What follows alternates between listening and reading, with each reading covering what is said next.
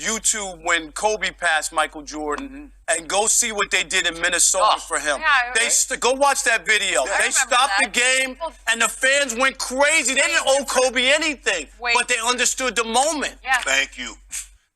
Rob, you do not yet understand Los Angeles fans. It is what have you done for us? They don't care about anything that's happened outside of Hollywood. What have you done for Hollywood? I get it, but my only thing is in that moment, you have to, if you are a basketball fan and recognize what's going on, you got to give them more than that. All right, man. How you like my setup? Very nice. I'm going to go ahead and just let you take the way, man. Go ahead and tell a little bit about yourself, like the audience about yourself, where you're from, how long you've been in the business and things of that nature. BJ, thanks for having me. I'm from New York City. I'm from Jamaica, Queens originally, and been in the business now for January 6th. It'll be 35 years I've been doing this, which is incredible. As a kid who just grew up, who loved sports, who wanted to, write for the newspaper. I grew up reading the Daily News as a kid and making it to this level, to be able to do TV and radio and newspapers and, and teaching at USC and all the other things that I've been able to do. So it's been a great ride. It's been a lot of fun. Okay, so growing up in Jamaica, Queens, from now until childhood, who are some of your influential people? So like people that were in your neighborhood, family, things of that nature, and then going into the business, like who are some of the people that you kind of look as mentors? There was people who I didn't know, just from watching, because back then there weren't that many Black people on TV or radio, who you look at and, I want to be him. So it really wasn't. It was a lot of white guys who I watched and I liked. There was a sportscaster in New York, his name was Warner Wolf. He was a guy I watch, and I used to be like, I love that guy's job. How I really got into the newspaper business was watching an old TV show called The Odd Couple. You should look it up. Right. Jack and Tony Randall are the hosts or the stars of the show. It's about a sloppy sports writer and a clean photographer. They're both divorced. They share an apartment in New York and they drive each other crazy. That's really what the show's about. But I took from that show, I used to watch and say, man, Oscar Madison, who was the sports writer, I used to say he got the greatest job in the world. This guy gets to go to games for free, eating free food, traveling the country. I was like, that's the job I want to have. If I can't make it as a baseball player, I was a baseball player growing up. I was like, I want to play first base for the Mets. That was my dream as a kid. And then I said, well, if I don't make it, what would be my backup plan? What could I do? And my backup plan was to be a sports writer. And that's really how it happened. But it was watching that TV show and Oscar Madison that put that bug in my ear back when I was 9 years old. Okay. So going back into what you were saying with not too many Black sportscasters in the field, you got Stephen A. Smith, yourself, Chris Broussard, Shannon, Sharpe. What do you think is the reason why more Black sportscasters are starting to get into the business, in your opinion? It's changed over time. Guys got into the newspaper business. I happen to be a part of the newspaper business that exploded with African Americans. The National Association of Black Journalists is an organization that I belong to. And back then, 30 years ago, is when the growth started and opportunities opened up. A lot of Black guys wound up covering the NBA. It was considered, quote unquote, the ghetto beat when I came, because all the brothers in the newspaper business, we all covered the NBA. I mean, when I was coming up, me and Will Bond and David Aldridge, all these guys, we all were NBA beat writers. That's really what we started on. And I think from there, people started seeing people that looked like themselves, and then that gave them, I think, like the idea, like, yo, I want to do that too. I know about basketball. I know about football. I know about baseball. You know what I mean? And I want Right. to do that. And I think that's what happened. Right. Okay, so last question about you. Who is the person on TV that you look at as a person that is a mentor, somebody that you're like, okay, damn, this is somebody I can really take after? Anybody? Well, it's really a couple people, helped my career. Bill Rhoden, who was a columnist at the New York Times, who's now um, with Undefeated, ESPN's Undefeated. Bill Right. Rhoden was the guy who, when I first started out, I was 22 years old. My first road trip, I was going to cover St. John's basketball. This is Mark Jackson was on the team. I mean, this is how long ago Mark Jackson, Walter Berry, Lou Cornacecca, legendary coach. I mean, I was 22 years old. I was covering Mark Jackson his senior season at St. John's. Right. And I get off the Great plane. point guard. Huh? Great point guard. Mark Jackson was a great point guard. Right. Like people look at him and think of him as a broadcaster. He's a ball player. You know that for younger people who don't know. Right. I was able to I get off the plane in Buffalo. I don't even know where I'm going, what I'm doing. I didn't even have to ask Bill Rhoden for help. He saw me. He knew I worked for the Daily News, the competitor to the New York Times, and he said to me, hey, he asked me a couple questions. Where you staying? Whatever. He said, you got a car? I'm like, no, I don't have a car. He's like, get in the car with me. And he took me around and showed me the ropes. That's what mentoring is.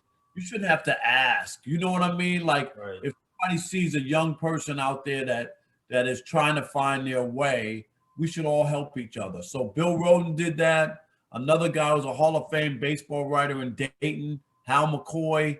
When I went to Cincinnati as the first Black baseball writer who ever covered the Cincinnati Reds, I was Hal's big competition. And my very first day on the job, my laptop didn't work. Wow. Most people would have been like, oh, well, right? Oh, well. Right. And that's big.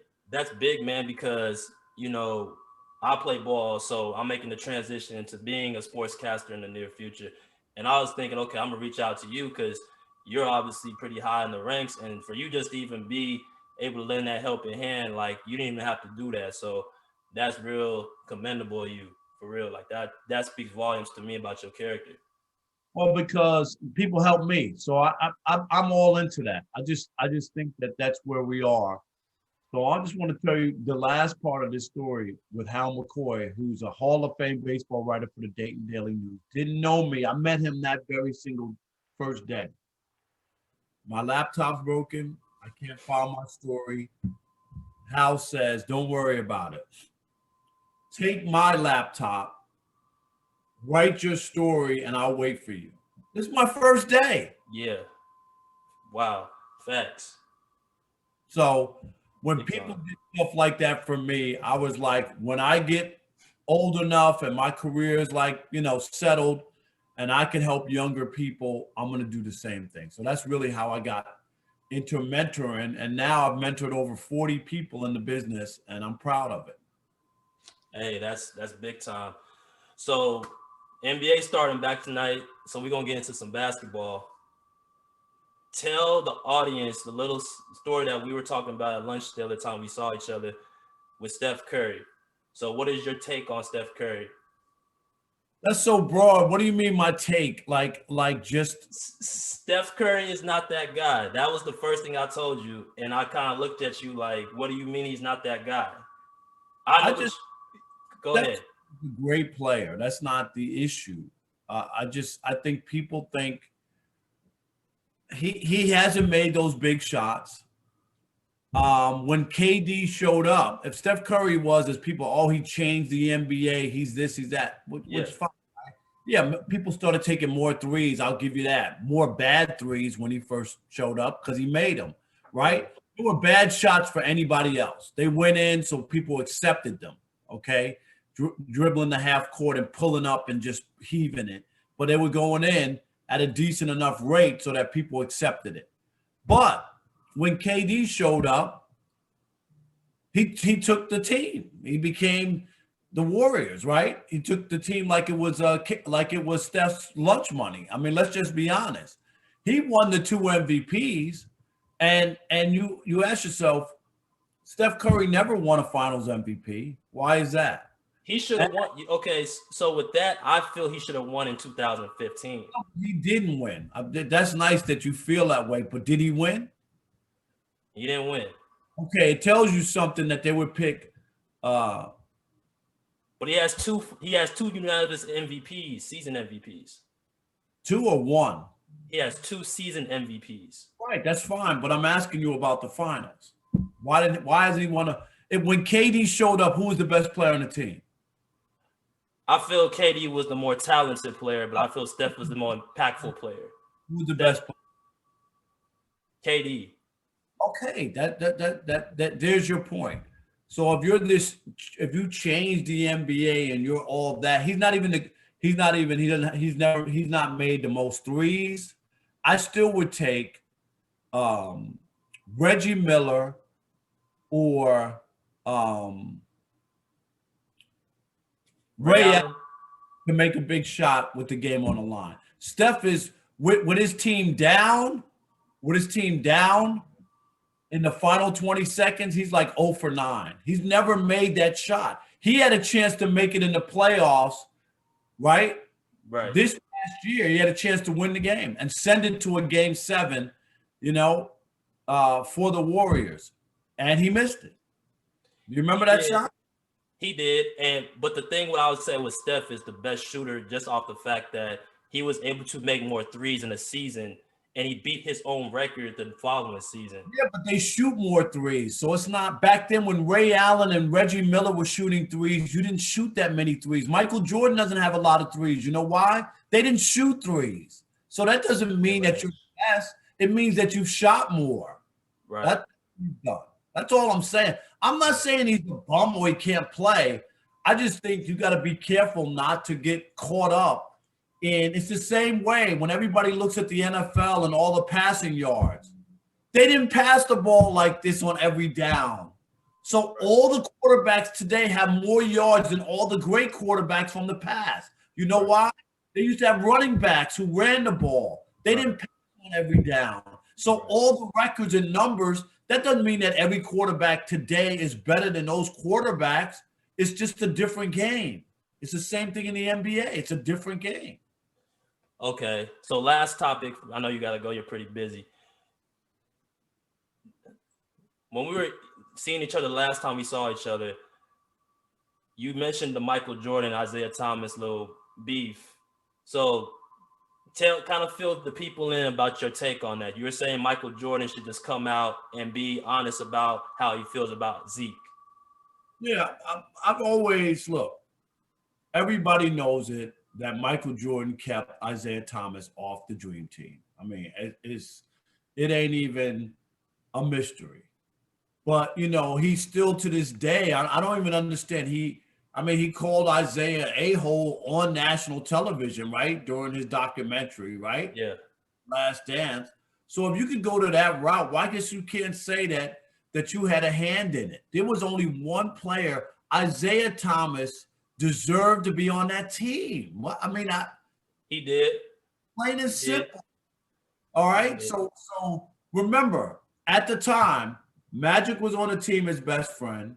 Chuck Daly was the coach of the Dream Team, who was his coach in Detroit. Right. Jack McCloskey was the GM of the Dream Team. Jack McCloskey was the Pistons GM. Right. Jack McCloskey quit in protest because they didn't put Isaiah on the team. And if he couldn't get on the team with Magic and Chuck, there's only one person who had enough power to stop. Because if Michael Jordan didn't play on the Dream Team, there wasn't a Dream Team. So all I'm saying is just own up to it 25 years later. I had a beef with him. I didn't want to play with him. Yes, that's all. Stop. Like in that documentary, he was ripping teammates and talking about Scotty and talking about Horace Grant. I don't understand, right? Right. A lot of people got their feelings hurt after watching that. Right. Why he won't own up to the Isaiah thing, I don't know. He's bulletproof.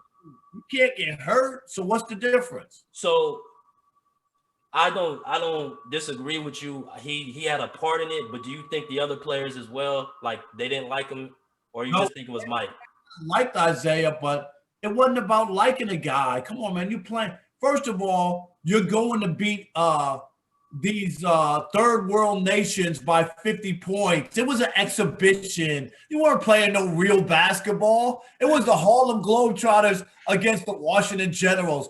They beat they beat Siberia by, you know what I mean, like by 50 points. Right. Facts. Yeah.